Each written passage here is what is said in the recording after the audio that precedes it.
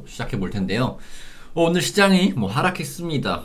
여러분들께서 간밤에 좀 보셨겠지만 글로벌 증시가 좀 큰 폭의 하락세가 나타났어요. 그런 과정 속에서 우리 시장도 장 초반 개파락 출발하면서 하락세를 피하진 못했다. 다만 우리 시장은 어제 어느 정도 선반영 흐름이 나타났죠. 어제도 시장은 하락했습니다. 그렇기 때문에 어느 정도 선반영, 그렇기 때문에 다른 글로벌 증시보다는 조금은 좀 견고한 흐름이었다라고 보시면 될 것 같습니다. 오늘 시장 하락, 큰 폭의 하락을 보인 종목은 2차전지 쪽에 좀 하락을 보였죠. 에코프로 BM이나 코스닥 시총 2위에 올랐던 에코프로의 BM이 이제 고점에 대한 부담감이 있었고요. 그 방향성이 부재, 그러한 이유로 하락세를 좀 보였다 보시면 될 것 같습니다. 근데 사실 전기차 그런 부분 자체가 단기적으로 꺾인 흐름이냐? 단기적으로 물론 꺾인 흐름이죠. 하지만 중장기적으로 봤을 때 지속적인 상승이 가능한 테마이기 때문에 여러분들도 그 눌림시에, 추가적인 눌림시에 아래서 공략할 필요가 있는 업종이다라고 보여집니다. 좀 더 시장을 좀 살펴보자면 일단 우리 글로벌 증시가 약세를 보인 이유가 하나죠. 이제 하반기 경기 둔화 우려죠. 하반기 경기 둔화 우려가 심화됐다. 그러한 상황이 이제 양시장 3거래일 연속 하락 마감하게 된 배경이라 보여지면 됩니다. 일단 글로벌 벨타죠. 글로벌 델타 변이 확산이 시장의 발목을 잡고 있고요. 그리고 CPI 지수가 있죠. 6월 미 CPI 이제 발표 이후에 인플레이션에 대한 우려. 인플레이션이라는 게 사실 지속적으로 우려가 되고 있죠. 어쩔 수 없습니다. 유동성이 많이 풀렸기 때문에 그로 인해서 나타나는 인플레이션은 당연한 거고요. 그 인플레이션을 나쁘게만도 볼 수가 없습니다. 경기가 어느 정도 회복하고 있다는 신호로 판단되는 부분도 있으니까 사실 나쁘게만 볼 수도 없고 당연히 따라오는 요소이다라고 보여집니다. 그래서 사실 인플레이션이라고 과거에도 얼마 전에도 계속 우려 했지만 시장 자체는 무덤덤했습니다. 그죠? 여러분들께서 실제로 느껴보셨을 겁니다. 그리고 재정 및 통화 정책 기대감 약화 또한 있었어요. 사실 경기 부양책으로 인해서 세계 글로벌 증시가 많이 좀 땡겨진 건 맞죠. 하지만 그런 상황이 앞으로는 그런 부분이 점차 약화가 되겠죠. 근데 이 부분은 당연한 겁니다. 돈을 많이 투입했고요. 그로 인해서 어느 정도 경제가 회복시키는 데는 성공을 했어요. 근데 이게 계속 영원히 이렇게 또 돈을 투하할 수는 없습니다. 언젠가는 돈을 많이 뿌렸기 때문에 유동성을 많이 투입했기 때문에 이로 인해서 다시금 회수하는 부분들이 또 필요합니다. 그래서 또 이러한 부분이 점차 약화된다는 것은 아무래도 이 위험 자산의 선호 심리가 떨어지고 안전 자산 선호 심리가 올라가는 배경이 되겠죠. 자, 이러한 부분 자체가 글로벌 증시의 상승을 좀 발목을 잡고 있다라고 보시면 될 것 같고, 그래서 오펙 또 증산 합의 이런 부분도 있죠. 선물 만기 영장에 따른 유가 또한 급락 부분도 있고, 유가라는 것도 마찬가지입니다. 유가라는 것도 최근에 엄청나게 또 많이 올라가지 않습니까? 그러한 부분도 이 경기 재개 경기 다시금 활성화에 대한 기대감이죠. 그러한 부분이 유가 상승을 불러일으켜 왔고 지금까지 많이 올랐다. 그리고 이러한 상황이 또 유가 하락을 또 불러온 요인이 되겠다. 많이 상승을 했으니까 사실 어느 정도 조정을 하는 건 당연하다고 좀 보시는 게 좀 편하게 생각하시는 게 좋다고 말씀을 드리겠고요.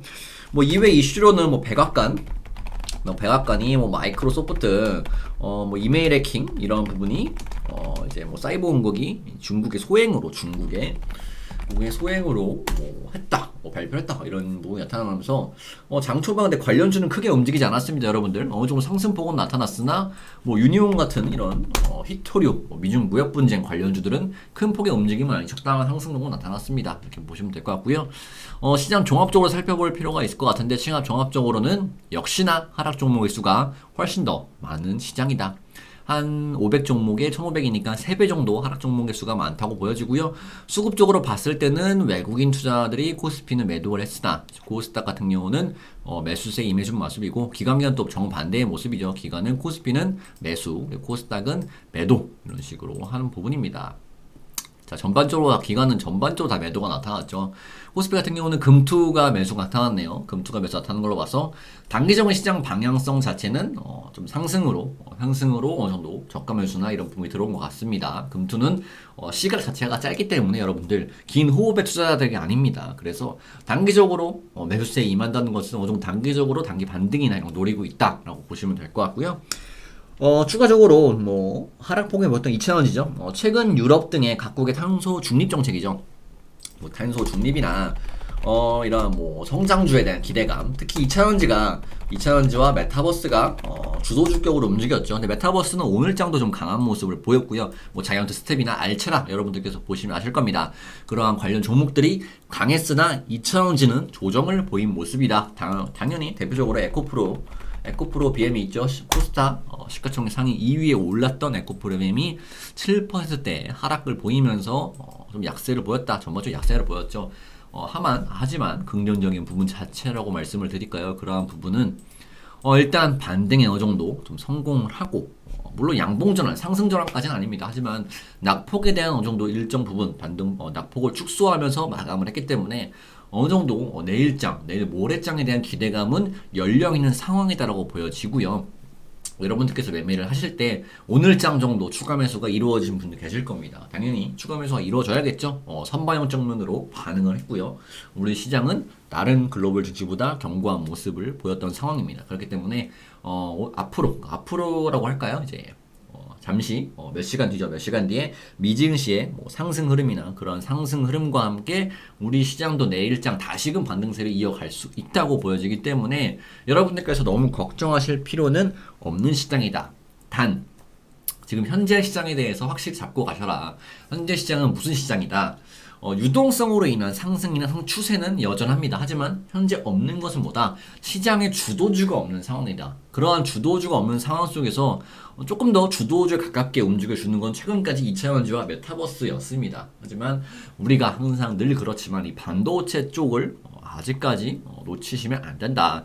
이 반도체가 최소한의 상승폭을 확대하고 하는 전반적으로 추세 전환 흐름이 나타나야 우리네 시장도 다시금 추세 전환 흐름 나타나면서 추가적인 상승이 나타날 수가 있겠죠. 그래서 반도체 쪽을 여러분들께서 좀 보실 필요가 있다 말씀드리겠고요. 그러니까 삼성전자가 지속적으로 지지부진하게 움직이고 있기 때문에 관련 종목들이 좀 약하죠. 하지만 뭐 YIK나 이런 반도체 중소형 쪽 반도체 같은 경우는 최근에 상승폭을 다시금 추세하는 흐름으로 나타나려고 하고 있기 때문에 여러분께서 이러한 종목들 위주로 먼저 구성을 좀 하시고요. 포트를 다변화시키실 필요가 있다고 보여집니다. 물론 나는 테마주만 하시는 분 뭐 어쩔 수 없습니다. 음압 사야죠.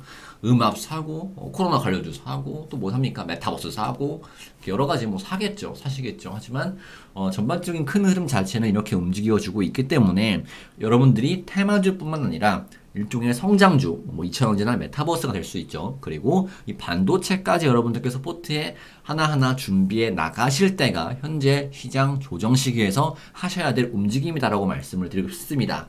자, 이렇게 오늘 또 마감 시황 정리해 봤고요. 이번 영상이 마음에 들면 좋아요와 구독 버튼 한 번씩 눌러주시고요. 내일도 더 좋은 종목과 영상으로 여러분들을 찾아뵙도록 하겠습니다. 자, 지금까지 여의도 찌라시의 이기자였습니다. 감사합니다.